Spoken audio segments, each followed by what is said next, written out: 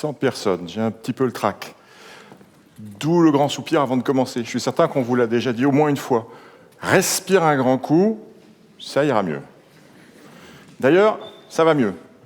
Quand j'ai fait ce grand soupir, j'ai tendu mes poumons comme un élastique, ça a envoyé des messages à mon cerveau a répondu. Il a répondu en actionnant le nerf vague, le nerf qui apaise. Ralentissement de la fréquence cardiaque, diminution de la pression artérielle, ralentissement et synchronisation du cerveau, bref, bien-être. Donc on peut se faire du bien avec ses poumons. On va garder ça en mémoire pour tout à l'heure, c'est très important. La respiration. La respiration, c'est une chose étrange. C'est une fonction qu'on appelle végétative, c'est-à-dire qu'elle est vitale, nécessaire à la vie, elle est automatique, elle fonctionne tout le temps. Exactement comme la fonction cardiaque. Pourtant, petite différence. Si vous voulez bien, nous allons faire ensemble 2 petits exercices. Le premier, à mon signal, vous allez arrêter les battements de votre cœur. Allez-y. Personne n'a réussi. Enfin, si quelqu'un a réussi, il y a peut-être un médecin dans la salle. Maintenant, à mon nouveau signal, vous allez arrêter votre respiration.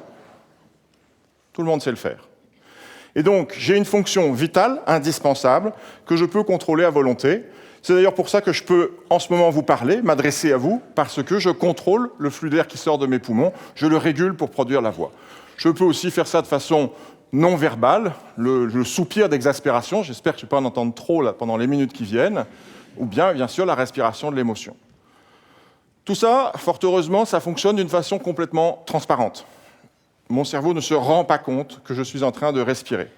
C'est la première partie d'un message que porte la Fondation du Souffle, une fondation qui lutte contre les maladies respiratoires. Ce message commence comme ça. Respirer, c'est la chose la plus naturelle du monde. Nul besoin de s'en préoccuper. Mais cette situation peut changer. Il y a des millions de personnes en France, presque 10 millions, qui vont souffrir de maladies respiratoires. L'asthme est la plus connue. Il y a aussi la BPCO, cette maladie qui résulte de la destruction progressive des poumons par le tabac. Et bien d'autres maladies encore. Et pour ces personnes-là, ce silence de la respiration dont nous avions parlé tout à l'heure ne va pas exister. Il va se passer quelque chose. Chaque respiration va pouvoir devenir une douleur. Et à ça va immédiatement être associée la peur de mourir. Est-ce que la prochaine respiration va rentrer dans mes poumons? Écoutez.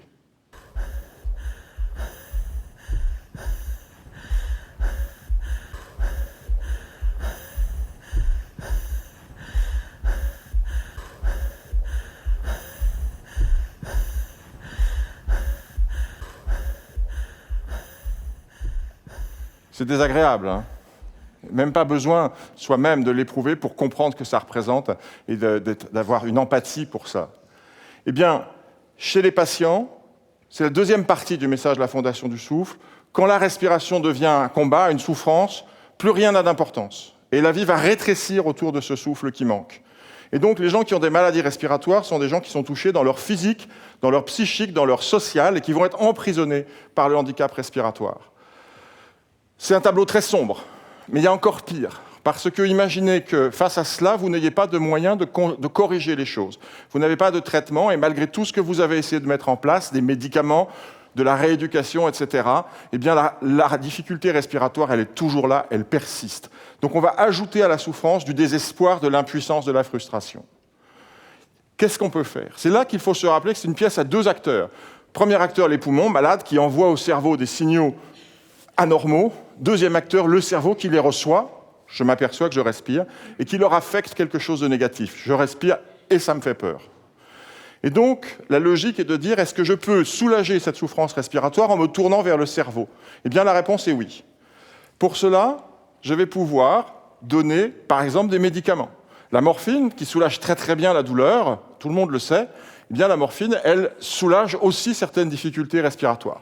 Le problème, c'est qu'elle est difficile à manier, qu'elle fait peur, parfois, et que, malheureusement, nous n'avons pas le Doliprane du souffle qui va soulager facilement la douleur, le Doliprane, et nous n'avons pas l'équivalent pour la respiration. On peut aussi exposer le cerveau à des champs magnétiques, comme on fait pour traiter certaines douleurs chroniques et certaines dépressions, et ça, c'est à l'étude dans les maladies respiratoires. On peut essayer de faire croire au cerveau que les poumons malades font arriver plus d'air que ce n'est en réalité le cas. C'est ce que fait l'asthmatique qui ouvre la fenêtre pendant sa crise pour essayer de respirer mieux. Ouvrir la fenêtre ne change pas l'état de ses bronches malades, mais va lui mettre de l'air sur le visage, le cerveau va croire que cela va mieux et la sensation va s'apaiser. On le fait à l'hôpital parfois pour aider des patients à passer certaines crises d'essoufflement, à projeter sur leur visage un petit courant d'air avec un petit ventilateur à ailettes. On peut essayer aussi de distraire le cerveau de ce que je vais appeler sa préoccupation respiratoire. Le cerveau ne pense, on l'a dit dans la petite phrase tout à l'heure, ne pense qu'à ça, j'ai du mal à respirer, est-ce que ça va aller ? Si j'essaye de le distraire par de la musique, par des images, par du toucher, eh bien peut-être que cela va changer. J'ai dans mon service, à la Pitié-Salpêtrière, des aides-soignants qui se sont formés à ce qu'on appelle le toucher relationnel, qui est un toucher empathique, et qui vont prendre en charge certains patients qui vont très mal, qui ont beaucoup de mal à respirer, qui ont de l'oxygène, et qui vont les masser, qui vont les toucher, mais sans toucher particulièrement leur appareil respiratoire. Faire bouger les bras, masser les mains, etc. Et sur ces films fantastiques, on voit les patients se détendre, respirer mieux, enlever leur oxygène. Et puis, dernière chose qu'on peut faire, c'est faire appel à la psychothérapie et essayer de changer la façon dont le cerveau gère la respiration. Au lieu de regretter la fonction respiratoire qu'on a perdue, eh bien, on va essayer de vivre différemment avec la fonction respiratoire qui reste. Un petit peu comme dans l'album Le combat des chefs d'Astérix le Gaulois, où il y a ce petit guerrier gaulois qui arrive chez le druide guérisseur à quatre pattes en grognant parce qu'il se prend pour un sanglier. Quelques minutes plus tard, on le voit sortir, il est debout et il est souriant. Est-il guéri ? Non. On lui a appris à faire le beau et socialement, ça va beaucoup mieux. Donc voilà, pour finir, je voudrais que vous reteniez 3 messages. Le premier, c'est notre souffle, c'est quelque chose d'extrêmement précieux. Ce n'est pas parce que nous ne nous apercevons pas qu'il est là qu'il n'est pas précieux. Ça, c'est un petit message à l'attention des fumeurs. Le deuxième, c'est souffrir de sa respiration, avoir une souffrance respiratoire, une maladie respiratoire, c'est quelque chose de terrible. Et ça vaut la peine qu'on s'en préoccupe, ça vaut la peine que beaucoup de recherches soient dirigées vers ça.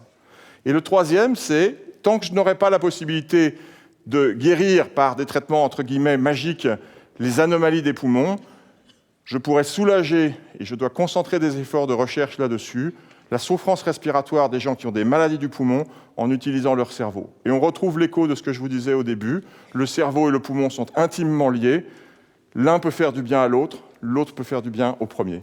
Je vous remercie.